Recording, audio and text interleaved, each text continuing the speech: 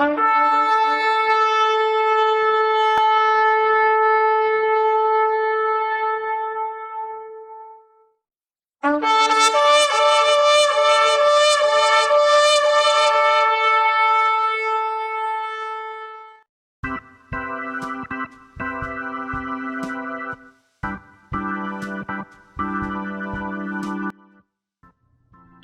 up, folks? This is BG from RTB, and I'm about to do another video about homosexuality. Now, I know I said I wasn't going to do any more videos about homosexuality, but this video was different because a lot of people has been commenting to me that the New Testament supports homosexuality, but I'm here today to show everybody that the New Testament speaks against homosexuality.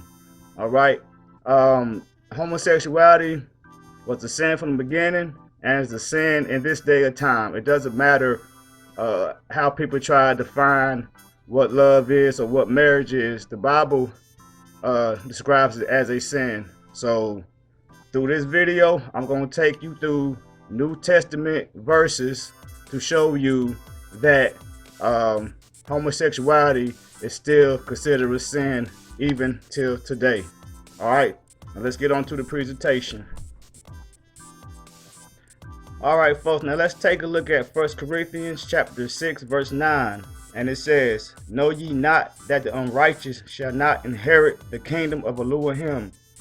Be not deceived, neither fornicators, nor idolaters, nor adulterers, nor effeminate, nor abusers of themselves with mankind."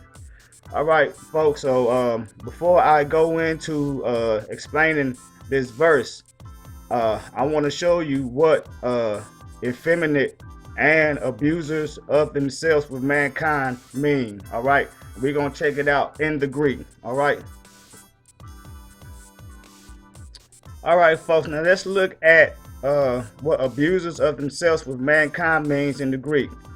Then you look at the Greek 733, which is synocoitus. All right, it is taken from Greek 730 and Greek 2845, which means sodomite, a abuser of self with mankind. All right. Everybody knows that a sodomite is a homosexual. All right, so when the Bible, when it says abusers of themselves with mankind, that is saying homosexual activity or sodomite. All right, so right here, 1 Corinthians 6 and 9 clearly speaks against homosexuality.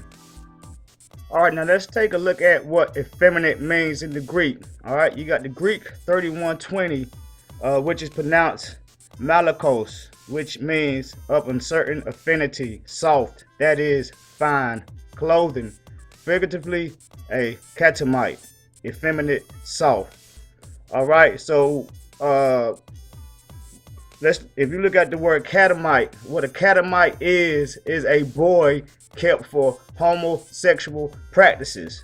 So not only does 1 Corinthians 6:9 speaks against homosexuality, it speaks against pedophilia, homosexual pedophilia. All right, so now let's go back into 1 Corinthians 6 and 9, and let's bring it all together. Okay, folks, so according to 1 Corinthians 6 and 9, people that are effeminate and people that are homosexual, all right, the effeminate and the homosexuals are considered unrighteous and shall not inherit the kingdom of Elohim. All right, so without a shadow of a doubt, 1 Corinthians 6:9 speaks against homosexual acts. All right, now off to the next. All right, folks, now let's take a look at 1 Timothy chapter 1, 9 through 10. "Knowing this, that the law is not made for a righteous man, but for the lawless and disobedient, for the ungodly and for the sinners, for unholy and profane, for murderers of fathers and murderers of mothers, for manslayers, for whoremongers, for them that defile themselves with mankind, for men stealers, for liars, for perjured persons, and if there be any other thing that is contrary to sound doctrine. All right, so that's that phrase again, defile themselves with mankind. As you know from earlier, that means sodomite, or homosexuality. All right, and it's funny how they place homosexuality in the same category as murderers and slayers and liars and perjury and all that stuff. All right, and it also considers homosexuality to be contrary to sound doctrine. All right, people, homosexuality is unsound doctrine. All right, the New Testament does not support homosexuality, as you see in 1 Timothy chapter 1, 9 through 10. All right, now let's look at Romans chapter 1, verses 26 through 27. For this cause Elohim gave them up to vile affections. For even their women did change the natural use into that which is against nature. And likewise also the men, leaving the natural use of the woman, burn in their lust one toward another, men with men working that which is unseemly, and receiving in themselves that recompense of their error which was met.